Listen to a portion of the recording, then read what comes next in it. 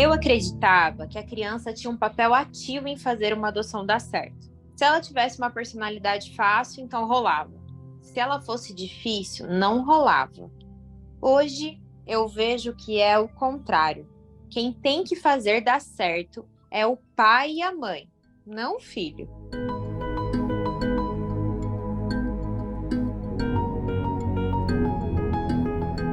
Fernanda e seu marido, Maurício, tentaram engravidar por 11 anos. Depois de muita frustração e expectativas, Fernanda retomou seu desejo antigo de adotar. Hoje, o casal tem 5 filhos. Conheça essa história de amor, persistência e destino da família Fabris. Eu sou Geise Diniz e esse é o podcast Plenai. Ouça e reconecte-se.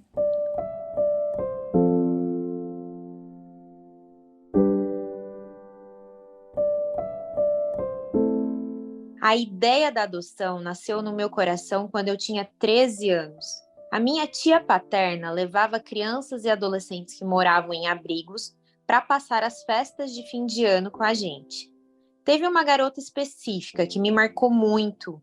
Eu não lembro o nome dela, mas a gente tinha mais ou menos a mesma idade. Eu me recordo que olhei para ela e pensei: por que eu tenho uma família e ela não?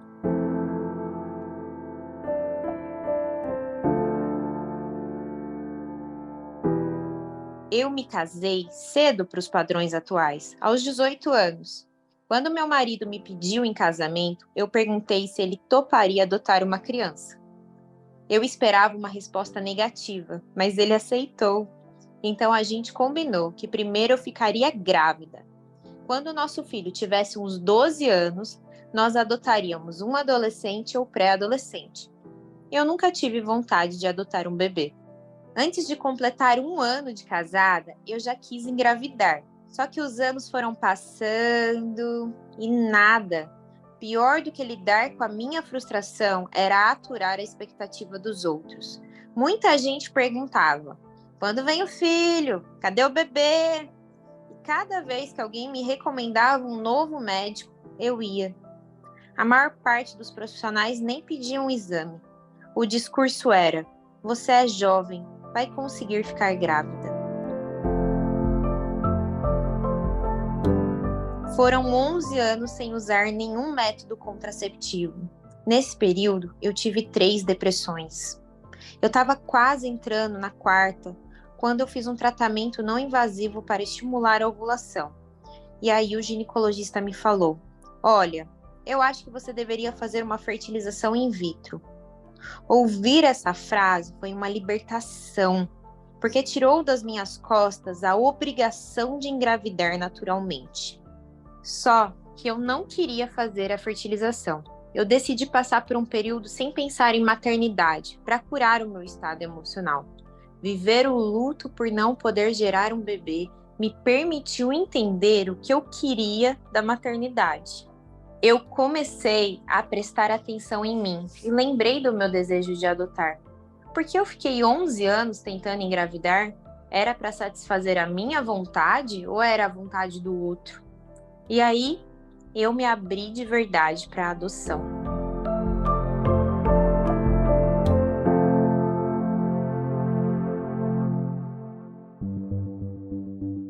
Um dia, eu estava no trabalho e joguei no Google: documentos para adotar.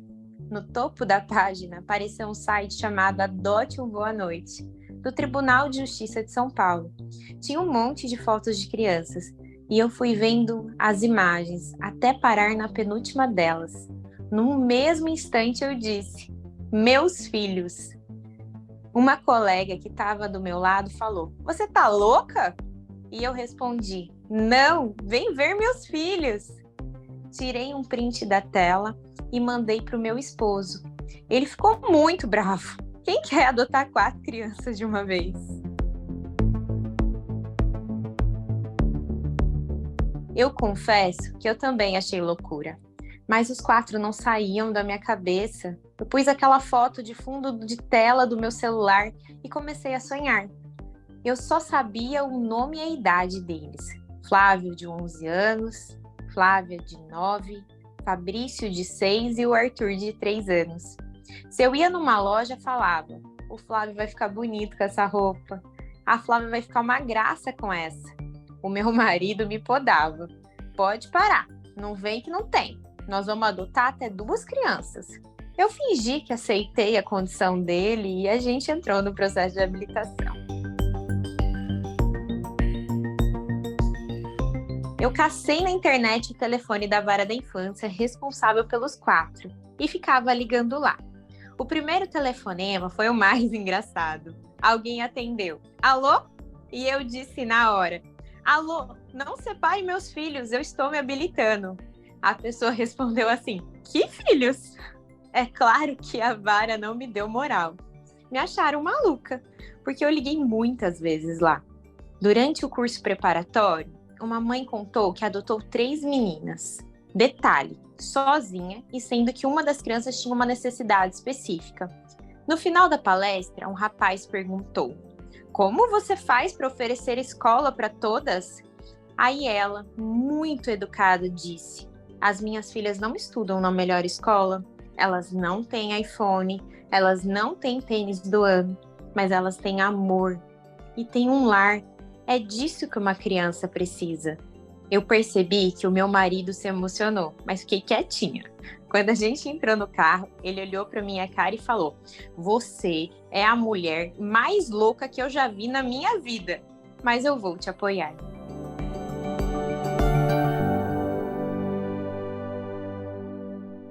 Quatro meses depois que eu vi a foto das crianças na internet, a gente se conheceu pessoalmente. O encontro aconteceu no sábado. O Fabrício, o de 6 anos, me perguntou: você vai ser minha mãe? E eu respondi: eu acho que sim, você quer? Ele falou: relaxa, você já é minha mãe, tá tudo bem. Eu fiquei assustada, porque tinham me dito que primeiro eu seria chamada de tia. A Flávia, de 9, repreendeu o irmão: não chama ela de mãe, ela não é sua mãe. O Flávio, de 11 anos, ficou o tempo todo muito tímido. Nem interagiu direito, ele tinha medo de ser rejeitado. Ele achava que eu ia preferir os irmãos menores e mais fofinhos. Eu imaginava que iria amá-los imediatamente. Mas quando o sonho se tornou realidade, eu fiquei meio sem entender o que estava acontecendo. Por um lado, eu estava encantada. Achei lindo ser chamado de mãe.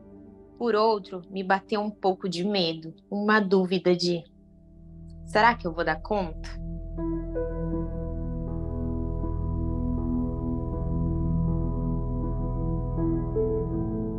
Na segunda-feira, a vara da infância me ligou às 10 horas da manhã para saber se a gente queria continuar a fase de aproximação. Eu toda feliz respondi: claro, eles são meus filhos, me chamaram de mãe. A assistente social, que já tinha visto aquele filme, me alertou: vai com calma, não é bem assim. Naquele mesmo dia, o meu marido foi demitido. Nós perdemos 70% da nossa renda. Eu nunca tinha ficado sem convênio médico. E agora ficaria sem convênio e com 4 crianças. A gente passou bastante perrengue, mas não cogitou desistir da adoção.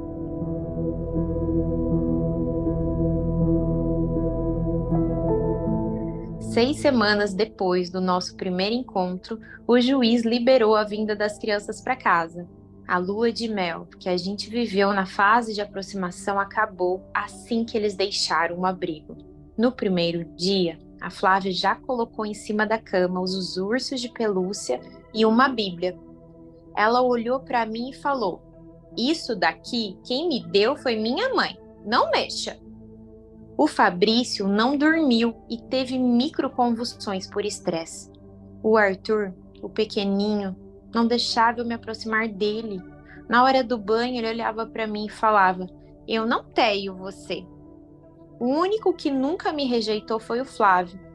Ele já tinha aceitado que não ia voltar para a família de origem e queria ser adotado. Em 3 meses, a gente já estava vinculado. Quando eu falo de vínculo, significa que eu já o via como meu filho, não me imaginava mais a minha vida sem ele. Depois, esse vínculo, então, foi fortalecido através de um relacionamento. O segundo com quem me vinculei foi o Arthur. Depois de 4 meses me rejeitando, eu falei, não tô nem aí, vem aqui pro meu colo. E eu venci pela insistência. Ele foi o primeiro a dizer que me amava. Só que com o Fabrício, o primeiro que me chamou de mãe, não me dava bem de jeito nenhum. A Flávia, então, passou 1 ano e meio pedindo para voltar para o abrigo. Ela olhava para mim e falava, você não é minha mãe, não adianta, você pode fazer o que for, eu nunca vou ser sua filha. Por mais que eu tentasse melhorar as coisas em casa, eu não conseguia. Virou um ambiente de guerra, porque eles se uniam contra mim. E para piorar, a pandemia começou 3 meses depois que eles vieram morar com a gente. O Maurício, que estava começando a trabalhar, ficou totalmente sem renda de novo. Eu não conseguia mais me dedicar aos estudos, porque as crianças consumiam 100% do meu tempo. Eu comecei a pedir ajuda. Quando eu procurava quem sabia um pouquinho sobre adoção, eu ouvia. Tem que ter paciência, vai passar. Mas ninguém me explicava o que estava acontecendo. Por que tanta rejeição?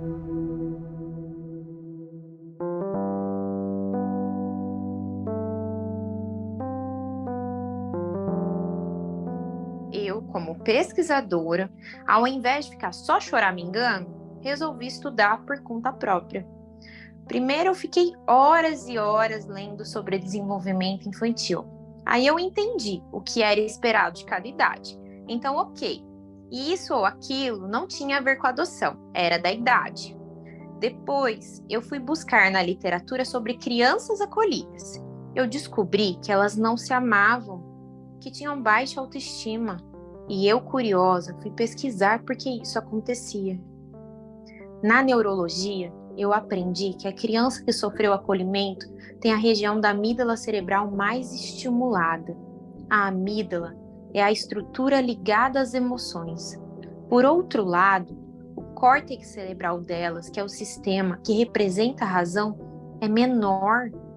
Toda vez que essas crianças se veem numa situação de perigo, elas reagem.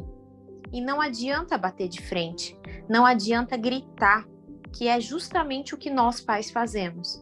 A ciência mostra que quando a gente vai construindo vínculo afetivo, a pessoa passa por um processo de neuroplasticidade.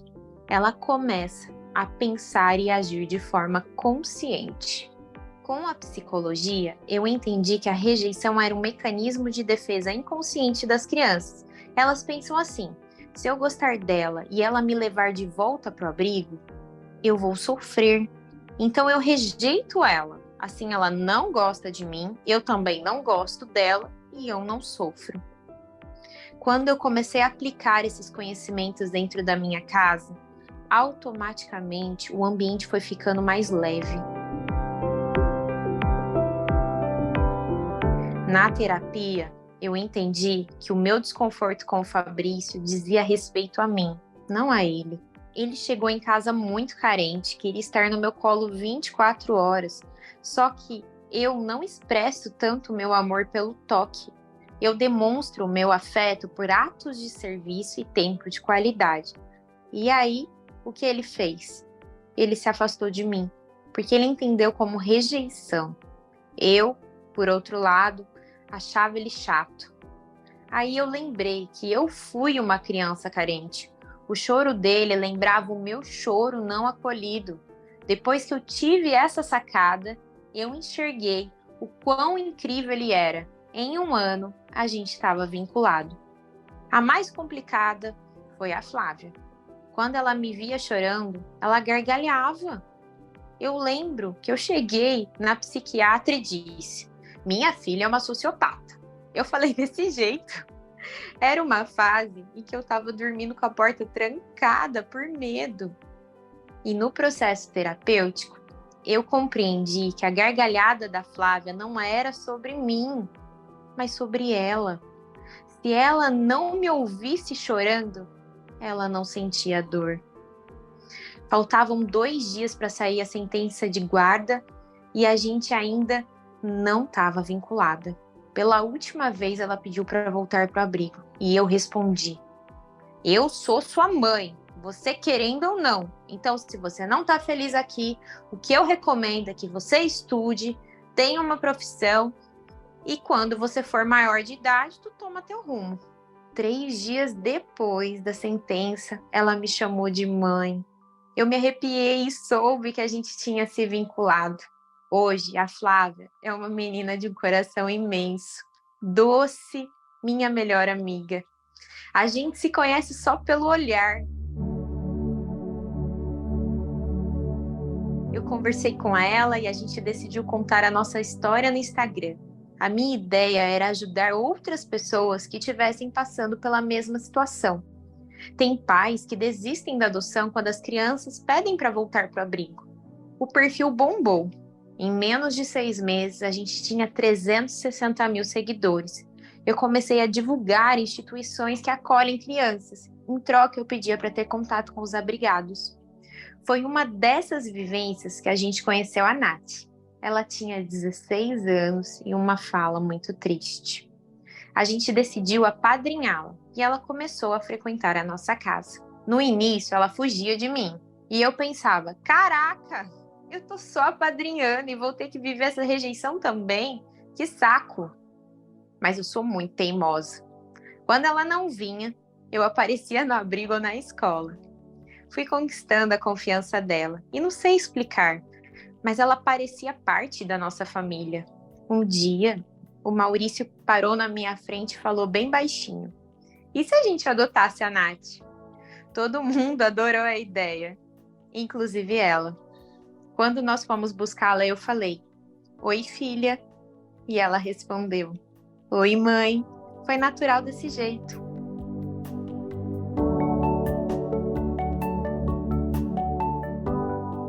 Nesse processo, eu aprendi que não adianta a gente querer mudar o mundo da criança rapidamente.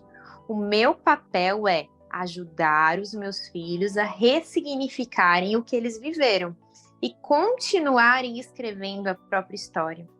Eu compreendi a importância da família de origem. A adoção ela não vem com uma borracha mágica. A gente tem que ter muito respeito por essa família, para que os nossos filhos se aceitem e se livrem da culpa que eles carregam. Quando a gente respeita os pais biológicos, a gente ensina às crianças que elas têm que se respeitar, que elas são dignas de amor e de afeto. Todos os dias, eu vejo famílias que entram no processo adotivo com a intenção de fazer uma caridade. O problema é que com essa mentalidade, esses adultos vão esperar um senso de gratidão em troca. E a criança e o adolescente não têm maturidade cerebral para ser grato. É um erro pensar que essas crianças precisam ser salvas. Elas só precisam ter pais e mães. Elas precisam de amor.